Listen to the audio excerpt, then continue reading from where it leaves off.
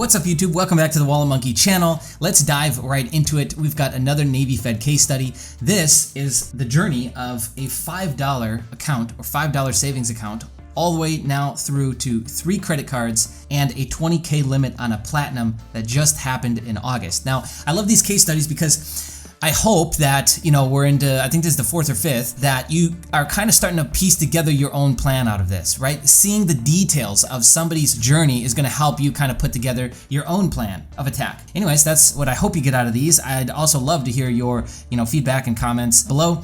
It helps with the video, helps get more people to see it. I think this stuff is really important. Hopefully you agree. Smash the like button if you like what we're doing with the case studies. Okay.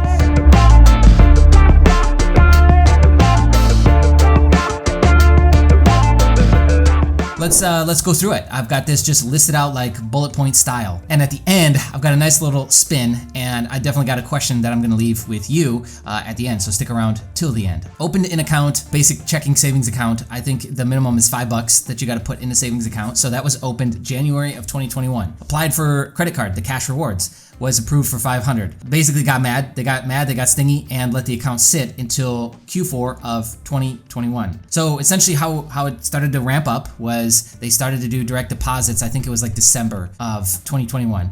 And then come February, opened up the first pledge loan, and I think these were small amounts. It was less than 500, but I think they were in a 250 range.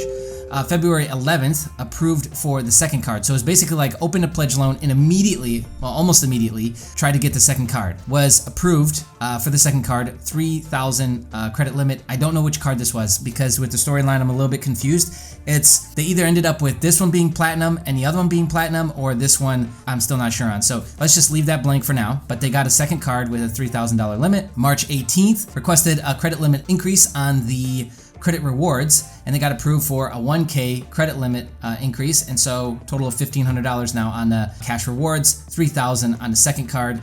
Barely used the cards, maybe let $100 or two roll over or carry balance from month to month, and the cash rewards was not being used at all. So fast forward to August, paid off the pledge loan because there was only one, so paid that off, and then used the pre-qualification tool, saw that they were pre-screened for some cards. I'm not sure which cards they were approved for, but or pre-qualified for, but they went ahead and pulled the trigger and got a bot approval, so immediate approval of a 20,000 platinum.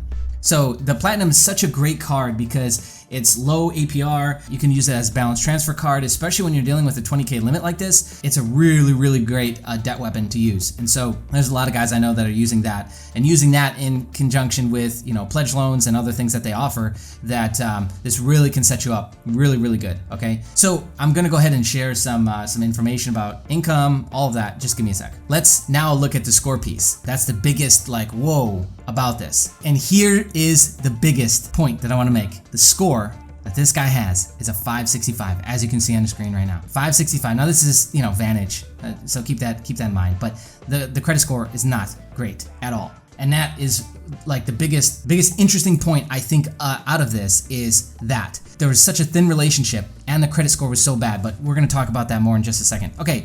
So yeah, has a TransUnion score in the high 500s, it's 565, 13 inquiries, over 50% utilization, 10 new accounts, average age of account is 45 years, no derogatories, a high stated income, 90,000. So that I think helps, having a high stated income. Last internal was maybe 268. The internal score now is 306. The last time I checked in August, the internal score was bumped up from the direct deposits, from the, transactional history, just like we talk about, right? So high stated income of 90K, I think that definitely helped. And here's another piece that I found out after, shared the story, and then he's like, oh, hey, by the way, he was added onto my account. So I think he's an authorized user, or they're like co-signer on the account or something like that.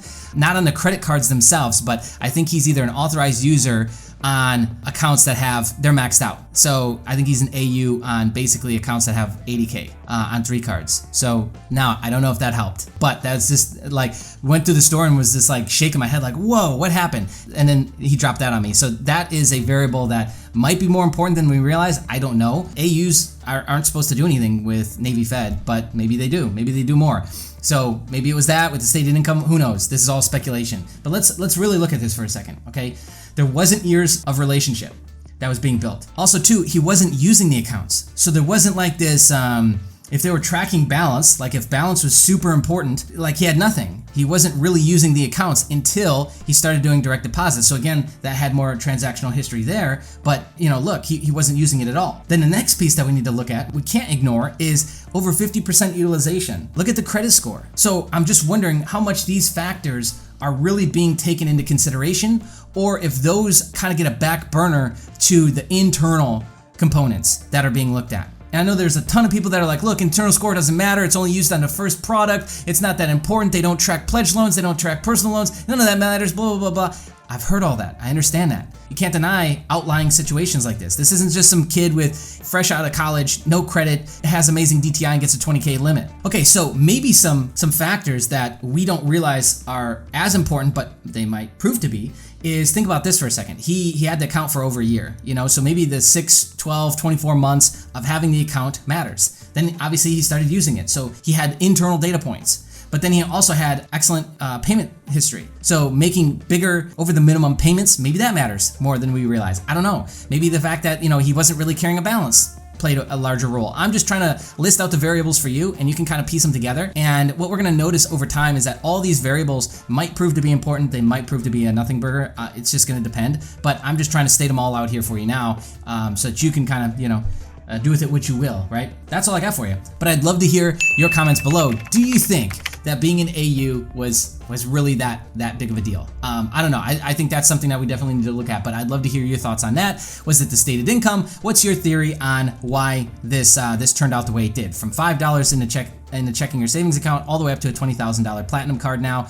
Like the video to get in front of more people. And if you're brand new here and you like this sort of thing, stick around, hit the bell notification, subscribe, turn it to all the fancy stuff that you now have to do on YouTube, and hopefully maybe kind of sorta you'll get notified. Thank you to all of our Patreons. These are the people that support us and allow us to do this each and every month and dedicate so much time into research and putting these videos together for you. If you want to just throw us a bone or support us at a deeper level, get access to information that the public is not getting access to, well, then you're going to want to take a look at that link in the description below. That's on our Patreon. And again, thank you so much for watching. We'll see you in the next video.